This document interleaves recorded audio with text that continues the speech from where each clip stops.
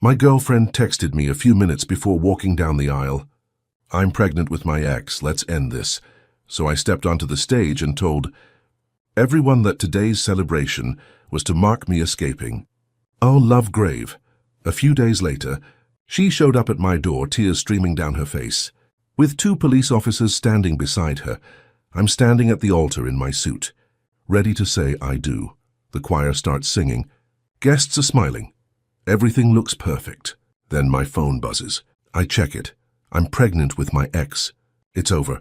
Just one message and my world flips. Normally I'd panic or yell. Not this time. Somehow I feel calm, clear, I can think straight. I know I can handle this.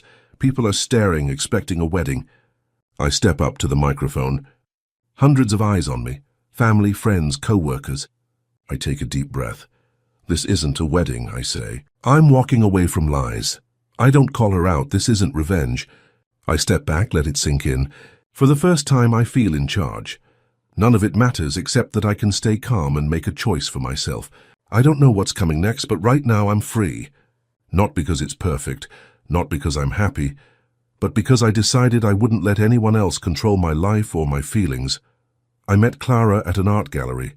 She was smart, calm, and had this way of making everyone around her feel at ease. I don't know what it was.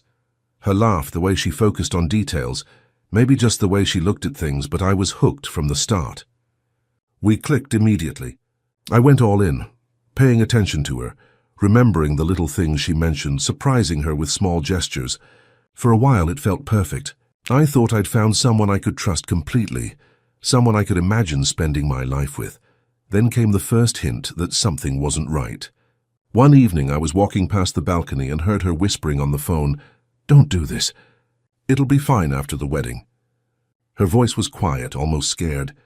When I asked, she said it was work. But her eyes, there was panic there. Something in them didn't match her words. That moment planted a seed of doubt in me. I started noticing little things, how often she checked her phone, how distracted she seemed even when we were together. She wasn't fully present. I didn't want to believe it, but I couldn't ignore it. I needed to know if she loved me for me, or if she loved what I could give her, stability, comfort, money, status. I decided to test it. I decided to test her intentions with a symbolic gift, a fancy car, but without official registration. I just wanted to see if she cared for me, not for the car. It wasn't cruel, I told myself it was practical. I needed to see her reaction before I committed fully. I couldn't marry someone blindly, not when something inside me was already uneasy. She lit up when I handed her the keys. Hugged me, laughed, but a quick glance at her phone betrayed calculation, a spark I couldn't ignore. She tried to hide it, but I saw it. That night, lying in bed, I couldn't stop thinking about it. I still loved her, but love alone wasn't enough without trust. I couldn't give my heart, time, or money blindly. I had to stay calm, alert, ready for whatever came. It was painful to suspect, but necessary. Over the next few weeks, I paid closer attention. She was charming, smart, and funny, but little cracks appeared. A distracted smile, a delayed response. A phone she quickly hid when I came near. None of it proved anything on its own, but combined with that phone call and her eyes that night, it was enough to keep me cautious. I also realized that I couldn't let fear rule me. I had to stay in control, think clearly, and keep my emotions steady. I wasn't planning revenge. I just wanted truth. I had to know who she really was before I let myself step into a lifetime commitment. The car test was only one part of it. Every gesture and glance was a clue. I observed, and slowly the signs convinced me. Something was off, and I needed clarity. By the time the wedding day arrived, I knew I couldn't pretend everything was perfect. My feelings were mixed. Love, doubt, fear, and determination all wrapped together. I didn't know what would happen that morning, but I knew I needed to face it head on, not as a victim, but as someone who was finally seeing the truth. I realized that no matter how much you love someone, if trust isn't there, everything else is fragile. The gifts, the dates, the shared dreams, they mean nothing if the foundation is built on lies. And that's why I had to be ready, to step back if I had to protect myself, to reclaim my life if necessary. The morning of the wedding was hectic, full of movement, chatter, and last-minute checks. Flowers were being arranged, chairs lined up perfectly. and the music filled the air. I tried to follow my usual routine: shower, suit, tie, last-minute glance in the mirror, but that uneasy knot in my stomach wouldn't go away. Something felt wrong. Clara was unusually quiet, scrolling on her phone, her face distant and distracted. She smiled at me a few times, but it never reached her eyes. My heart kept sinking with a growing sense of dread. Then my phone buzzed. I had noticed small cracks for weeks: the phone calls, the hidden glances, the distracted smiles.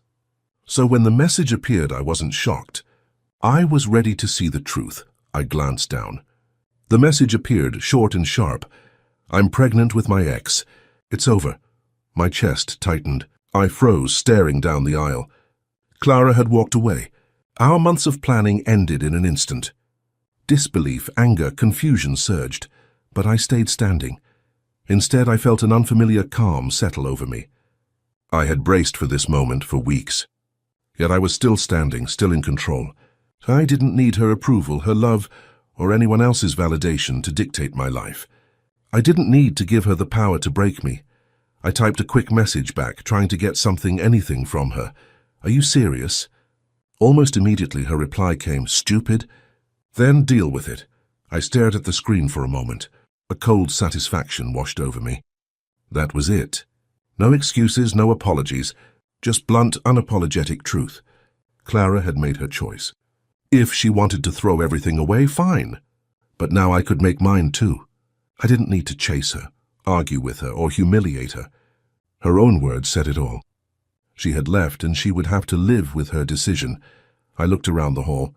Hundreds of eyes were on me, guests expecting a wedding speech, an announcement, something celebratory. I stepped to the microphone, letting my calmness speak louder than words. "Ladies and gentlemen," I began, my voice steady, "today isn't a wedding. Today isn't a celebration. Today I am stepping out of a grave of false love." I didn't go into details or name her betrayal. The tension in my voice, the quiet conviction, said enough. The room fell silent for a few seconds. Then slowly life continued. Guests laughed, poured drinks, chatted among themselves. The caterers served food. Music played. The wedding went on, without me. I walked among the guests, exchanged polite smiles, watched people enjoying themselves, all while knowing the truth of what had just happened. Clara had left, yet life went on. Watching it continue, I felt liberation. No sadness to perform, no lies to endure. I was free. I checked my phone all day, expecting more messages. None came. Her silence said it all. She had left. Memories of our months together lingered, but they no longer controlled me. I found a quiet corner at the reception, sipping water, watching the crowd. I let the reality settle in. Clara had walked away, leaving nothing but a single message and her cold dismissal. And that was enough. I didn't need to punish her. I didn't need to confront her again, and I certainly didn't need to let her ruin my life. The world moved on, and so would I. By evening, as the last guests were leaving and the music faded, I stood alone for a moment in the empty hall. The chaos had ended, but the weight of the day lingered. I felt a strange mix of relief and clarity. The wedding was over, but I wasn't broken. I had faced a moment that could have destroyed me, and instead I had emerged stronger, calmer, and more certain of myself than ever. For the first time in weeks, I could breathe, think, plan a future free of lies, manipulation, and heartbreak. Clara had walked away, but I hadn't, and that made all the difference. A few days after the wedding fiasco, I was finally trying to settle back into normal life. Work, calls, emails, the usual routines. I thought I could distract myself enough to leave Clara behind.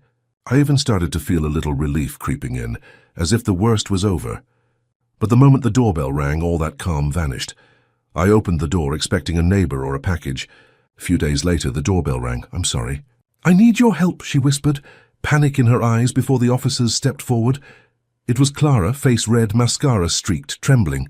A few days later, Clara called the authorities herself after realizing the documents weren't legitimate.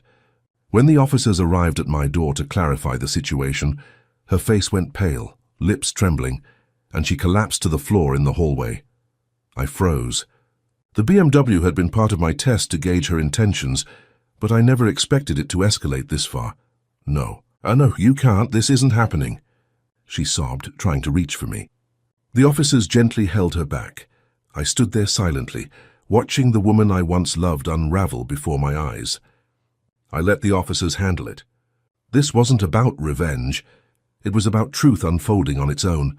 She had always seemed so confident, so in control, but now her world was crumbling. And it all happened while I did nothing but observe. Tears streaming, she hesitated, stammering excuses. Piece by piece, contradictions piled up, until she could no longer deny the truth about David, the pregnancy claim, and her intentions. Her pleas were frantic. "James, I can fix this, I didn't know the documents were fake. Please, you can't let this ruin me." I didn't respond. There was nothing for me to say. This wasn't about revenge. This was about watching truth arrive in its own unstoppable way. Her choices had consequences, and I had already made mine. The officers calmly explained the next steps, questioning, potential charges, and the legal process she would face.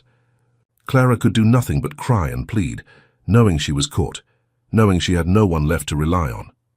I realized then that this was a turning point, not just for her, but for me. I had survived the ultimate betrayal, and now I could finally see the scale of her deception. She had lost everything, me, David, her reputation, and any hope of a simple life. Meanwhile, I had gained clarity, freedom, and control over my own life. For the first time in weeks, I felt a strange kind of peace. I didn't feel triumphant. I didn't feel cruel. I simply felt free. Watching her collapse wasn't satisfying. It was a confirmation that lies always catch up. She had orchestrated her own downfall.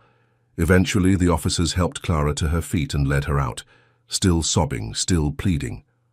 I closed the door and leaned against it, taking a deep breath. Outside, life continued. People made mistakes, tried to cheat, tried to manipulate, but in the end, truth had a way of arriving, whether you liked it or not. That night, I sat alone, reflecting on everything. Relief wasn't about Clara being caught. It was about knowing that I had survived. I hadn't let her or anyone else break me. I had reclaimed my life, my peace of mind, and my sense of worth. The law, in a sense, had been the twist I didn't expect, but the one I needed. Proof that truth matters more than any scheme. By the time the adrenaline faded, I felt lighter than I had in weeks. My heart could breathe, my mind could think, and for the first time I felt truly free. Clara's collapse wasn't my victory, it was simply reality. And reality had finally sided with me. After everything that happened, life finally started to settle. Clara was released after I decided not to press further charges. I didn't do it for her. There was no satisfaction in punishing her. But even free, her life was shattered. Friends had distanced themselves. Family looked at her differently, and she now had to face raising a child alone while dealing with the mess she had created. Watching her struggle wasn't enjoyable. It was just reality catching up to her choices. For me, things were completely different. I threw myself into work and projects. Surviving betrayal and heartbreak, I learned life isn't about appearances or gifts. It's about knowing my worth and living on my terms. Every challenge afterward felt manageable, because I knew I could survive even the worst. Over the next year, I focused on building myself up. I got stronger, clearer, and more confident. I stopped chasing illusions and started seeking real connections. I didn't need someone else's validation to feel complete. I realized that freedom and self-respect mattered more than any relationship built on lies. Then one evening at an art exhibition, I saw someone new. Not perfect, not flashy, just genuine, warm and real. Our eyes met and I smiled. There was no pressure, no expectations, just a connection that felt honest. For the first time in a long while, I felt the possibility of trust and a real relationship, one without hidden agendas or manipulation. I was free, but the relief was tempered by the months of trust I had lost. Slowly, I started to rebuild my sense of self, learning to open my heart again. Life balances itself. People face consequences.